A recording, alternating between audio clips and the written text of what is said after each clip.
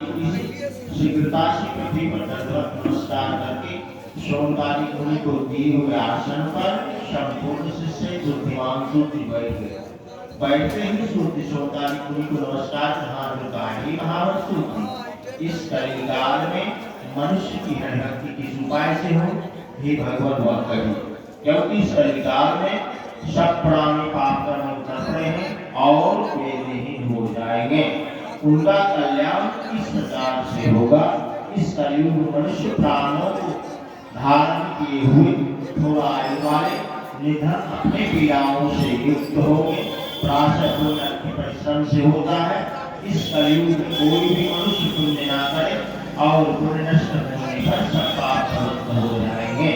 तब कुछ ज्ञान वाले मनुष्य अपने से नष्ट हो जाएंगे। हे सूर्य, किसी तरह अल्प परिश्रम से थोड़ा धन और कुछ समय से पुण्य प्राप्त हो, ऐसा उपाय हम लोग को वर्णन कीजिए। जिसके उद्देश्य मनुष्य पुण्य पाप करता है वह उसका भागी होता है। पुण्य के उद्देश्य करने वाले दयावान कपट निष्पाप निर्दोष साक्षात मनुष्य नारायण के सम्मान है।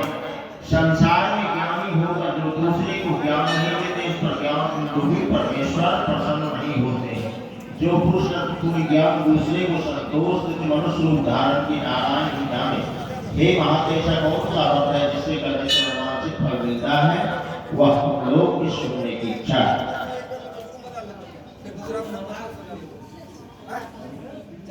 हे मुनि श्रेष्ठ, आप ये जगत की ज्ञाता की आप जैसा कोई भक्त क्योंकि आप श्री वेद व्यास के शिष्य हैं। सूर्य बोले, हे मुनि श्रेष्ठ, तुम धन्य हो, तुम्हारे वैभव धर्म के कारण है सभी प्राणियों को तुम सदैव चाहते हो। हे सोनक सुनो, मैं आपसे उत्तम बात कहूंगा।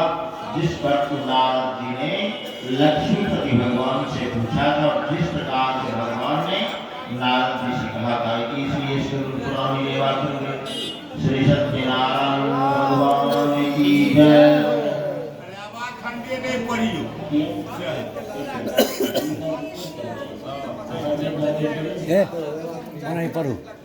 एक समय नारद समस्त प्राणों की हित की इच्छा से अनेक लोक में घूमते घूमते लोक में आए। यहाँ हमने देखा कि सभी प्राणी अपने पीड़ाओं से युक्त होकर अपने योनियों पर होकर पाप कर्म से दुख पा रहे हैं। यह देखकर विचार किया कि लोग के दुख किस प्रकार से दूर हो। ऐसे में विचार कर और विष्णु लोक चले गए। वहाँ जिन्हें स्वर्ण चार भुजाएं, जिन्हें शंख चक्र धारण वाला शोभित शरीर नारायण को देखकर स्तुति करने लगे। नारद जी बोले, हे महाराज, आप वचन और मन से पहले योग ग्रंथ शक्ति योग निर्मुख कर पाए। हे महाराज, आप सभी प्राणियों को उत्पन्न करता है और भक्तों को नाशक है। यह स्तुति सुनाकर विष्णु भगवान बोले, हे नारद, तुम किस काम से आए हो? तुम्हारे मन में क्या हमसे जो भी पूछोगे वह कहें। नारद जी बोले, हे नाथ, मृत्युलोक पर सभी प्राणी अपने योनियों पर होकर पाप कर्म से दुख पा रहे हैं। हे महाराज, जिस छोटे उपाय से उनका क्लेश दूर हो, ऐसा उपाय सुनना चाहता हूँ। भगवान बोले, समस्त जनों पर कृपा कर, तुमने बहुत ही अच्छा प्रश्न पूछा, जिसके करने से मनुष्य मोह से छूट जाए, ऐसा उपाय करता हूँ। हे नारद, जो हम तीनों लोक में दुर्लभ है वह आज आपके करने से प्रकाशित करना हुआ श्री सत्यनारायण का व्रत है, जिसको विधि पूर्वक करने से इस लोक में सुख और परलोक में मोक्ष मिलता है।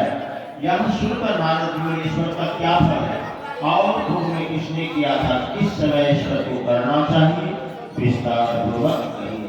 भगवान ने कहे कि इसे करने से दुख शोक आदि के नाश और दीर्घासन प्राप्ति होती है।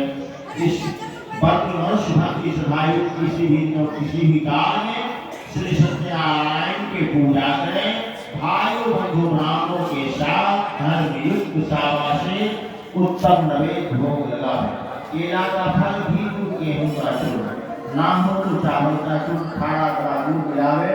सावा पाव अथवा सावा से हिसाब से मिलाकर भक्ति श्री सत्यनारायण के नवेद भोग लगावे और बंधुओं के साथ हरा रात्रि नित्य गीता करें। तदनंतर श्लोकागम श्री सत्यनारायण के स्मरण करते हुए अपने अपने घर जाए। इस प्रकार से व्रत करने से मनोवांछित फल मिलता है।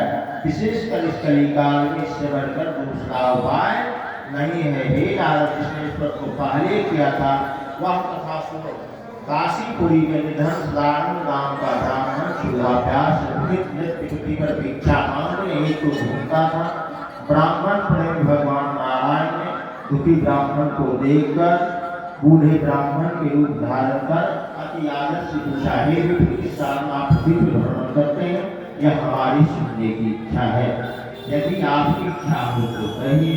ब्राह्मण बोले, मैं अत्यंत दरिद्र हूँ, भिक्षा के लिए पृथ्वी पर भ्रमण करता हूँ। यदि आप जानते हो तो यह बात को रूप से कहिए। ब्राह्मण बोले,